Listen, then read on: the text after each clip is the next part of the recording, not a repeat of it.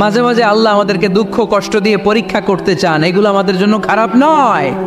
এই দুঃখ কষ্ট বিপদ আমাদের কোমরকে সোজা করে, আমাদের পায়ের মাটিকে শক্ত করে, চিল্লায় বলেন ঠিক কিনা? প্রতিকূল পরিবেশে কিভাবে বাঁচতে হয় এই দুঃখ কষ্ট আমাদেরকে শিখায়। এজন্য মুমিন বান্দার বৈশিষ্ট্য হচ্ছে দুঃখ কষ্ট বেদনা জ্বালা এগুলোতে সে আপসেট হয় না, সে হাল ছেড়ে দেয় না, সে ভরসা রাখে একজনের উপর, চিল্লায় বলতে হবে তিনি কে? কারণ মুমিন জানে রাত্রি যত গভীর হয় অন্ধকার তমানিসা ভেদ করে সুবহে সাদিক হয়।